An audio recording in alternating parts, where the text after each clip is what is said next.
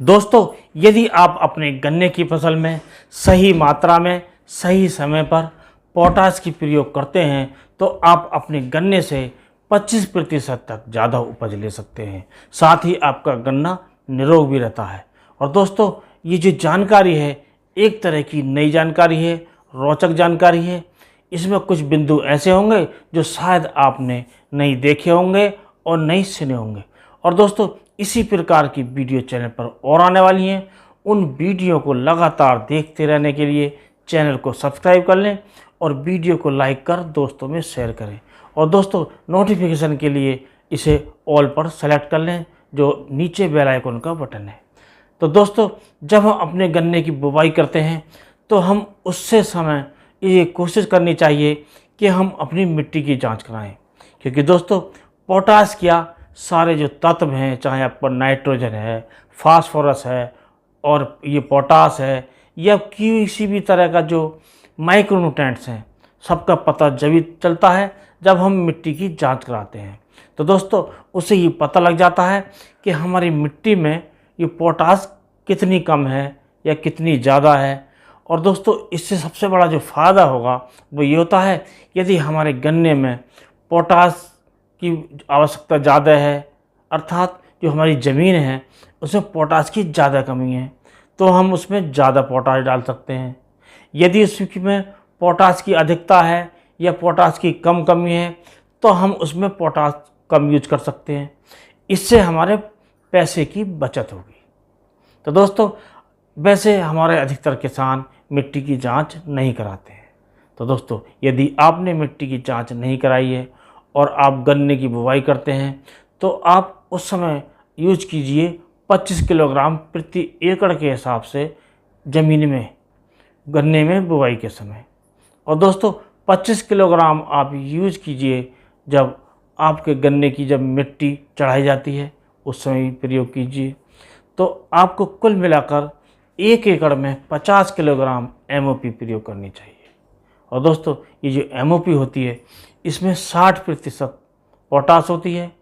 एक एसओपी आता है, एसओपी में 50% पोटाश होती है। और जो एसओपी होती है ये ज़्यादा महंगी होती है एमओपी के मुकाबले। लेकिन दोस्तों, इसे भी हमें देखना चाहिए कि हमें कौन सी ज़मीन में प्रयोग करना चाहिए।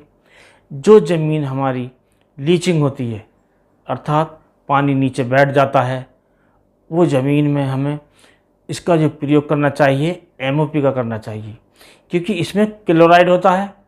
और जब क्लोराइड हमारी ज़मीन में लीचिंग कर जाता है तो हमारी फसल को नुकसान नहीं देता है। और दोस्तों, यदि हमारी ज़मीन लीच नहीं करती है और क्लोराइड ऊपर आ जाता है और उसकी मात्रा ज़्यादा हो जाती है तो वो हमारी फसल को नुकसान पहुंचाने लगता है। तो ऐसी ज़मीन में हमें एसओपी का प्रयोग करना चाहिए। और दोस्तों, उसके बाद जब हमारे गन्ने की फसल बड़ी हो जाती है, परिपक्व होने लगती है, तो उस समय हम एनपीके 0050 का भी प्रयोग कर सकते हैं। और समय समय पर जो हम एनपीके 1919, एनपीके 2020 या एनपीके 0-34 इनका प्रयोग करते हैं, उनसे ही पूर्ति हो जाती है। यह हम एनपीके 12-32-16 प्रयोग करते हैं तो उसमें भी पोटाश होती है। यदि हम डीएपी प्रयोग करते हैं तो उसमें पोटाश नहीं होती है, तो हमें उस समय पोटाश की अवश्य पूर्ति करनी चाहिए। यह हम एसएसपी का प्रयोग करते हैं गन्ना बुवाई के समय, तो उस समय भी हमें पोटाश में मिलानी चाहिए। और इस प्रकार हमें अपने गन्ने की फसल में पोटाश की पूर्ति करनी चाहिए।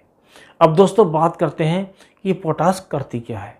तो दोस्तों, इसका जो मुख्य कार्य है, इसका कार्य है हमारे गन्ने के पौधे की जो तना होता है उसे मजबूती प्रदान करना।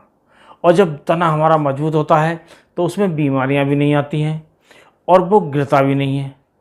और ये तना कमज़ोर है तो वो हल्की सी हवा चलने से गिर जाता है। यदि तना मजबूत है तो वो हल्की फुल्की हवाओं को सहने की क्षमता रखता है, अर्थात हमारा गन्ना गिरता नहीं है। और गन्ना गिरने का मतलब है हमारी उपज में कमी, और इससे हमारे गन्ने को चूहे भी ज़्यादा परेशान करते हैं, ज़्यादा नुकसान पहुंचाते हैं।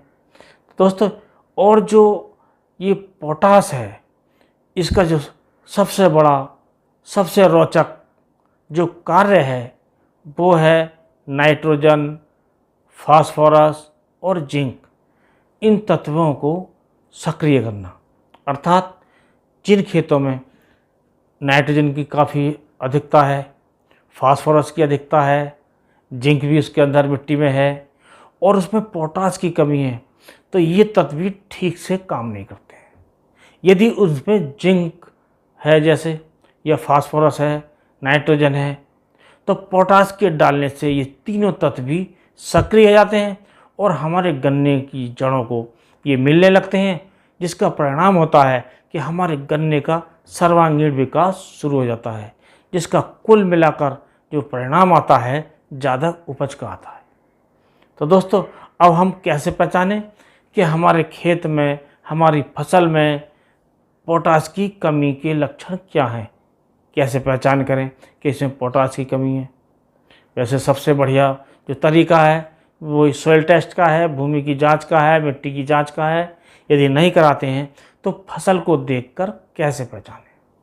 तो इसमें सबसे पहले हमें अपनी पत्तियां देखनी चाहिए, और पत्तियां जो नीचे की पत्तियां होती हैं, परिपक्व पत्तियां होती हैं, उनके किनारे फटने से लगते हैं, पीले पीले से पड़ने लगते हैं और उनका जो साइज है वो छोटा होने लगता है। तब हमें समझना चाहिए कि हमारे गन्ने की फसल में पोटास की कमी है, तो उसकी पूर्ति करनी चाहिए।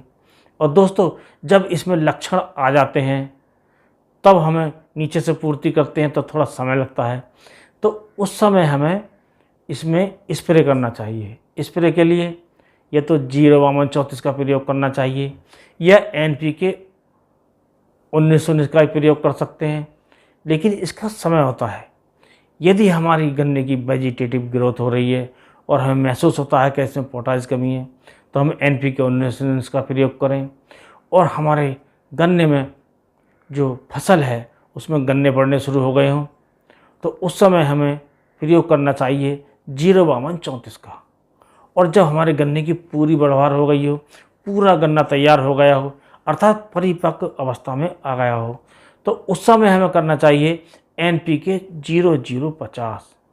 इनमें से जब हम किसी का प्रयोग करते हैं तो हम 1 किलो से लेकर 1.5 किलो तक 200 से 250 लीटर पानी में घोलकर अपनी पत्तियों पर, गन्ने की पत्तियों पर एकसार स्प्रे करें। और दोस्तों, इस प्रकार हम पोटास की पूर्ति करके अपने गन्ने की ज़्यादा उपज ले सकते हैं, इसके साथ साथ क्वालिटी भी सुधार सकते हैं। और दोस्तों, चलते चलते आपसे अनुरोध करेंगे कि आप चैनल को सब्सक्राइब अवश्य करके जाइए और अपने दोस्तों में शेयर कीजिएगा। तो आज की वीडियो में सिर्फ इतना ही। अगले वीडियो में नए टॉपिक और नई जानकारी के साथ फिर मिलते हैं। नमस्कार।